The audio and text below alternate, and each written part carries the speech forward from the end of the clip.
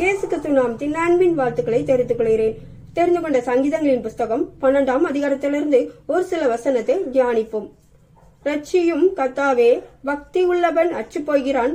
உண்மையுள்ளவர்கள் மனுபுத்திரரில் குறைந்திருக்கிறார்கள். அவரவர் தங்கள் தோழரோட பொய் பேசுகிறார்கள். இச்சக உதடுகளால் இருமனதாய் பேசுகிறார்கள்.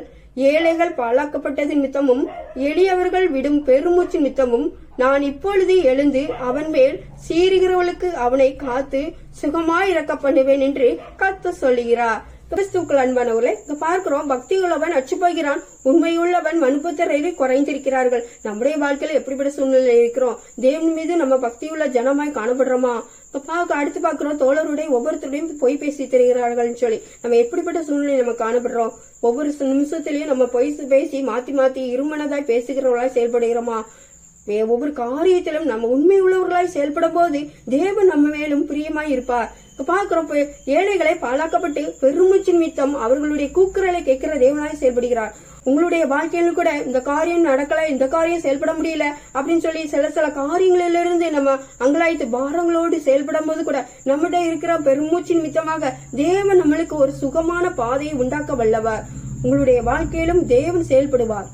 கர்த்தருடைய சொற்கள் மண்குகையில் 7 தரம் முறுக்கி புடமிட்ட வெள்ளிக்குப்பான சுத்த சொற்களாய் இருக்கிறது. கர்த்தாவே, நீர் அவர்களை காப்பாற்றி அவர்களை என்றைக்கும் இந்த சந்ததிக்கு விலக்கி காத்துக் கொள்வீர்.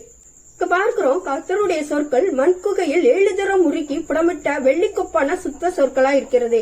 தேவன் மீது விசுவாசம் வைத்து இருக்கிறோமா? தேவன் ஒரு வார்த்தையை சொன்னாரானால் அந்த சொற்கள் எப்படிப்பட்ட சூழ்நிலையில் இருந்தாலும் அது நிறைவேறத்தக்கதாய் காணப்படும். ஒரு சொற்கள் மீது நம்பிக்கையோடு இருக்கிறோமா? இல்ல அசட்டை பண்ணுகிறவர்களாய் செயல்படுகிறோமா? எப்படிப்பட்ட சூழ்நிலையில இருந்தாலும் தேவன் சொல்லிய காரியங்கள் நிறைவேறும் போது அது மகிமையாக தான் காணப்படும். அந்த சுத்த சொற்களை நம்ம விசுவாசித்து அதன்படி செய்யும் போது தேவன் அதை நிறைவேற்ற வல்லவர். உங்களுடைய வாழ்க்கையிலும் செயல்படுங்க, தேவன் உங்களையும் ஆசீர்வதிக்க வல்லவர்.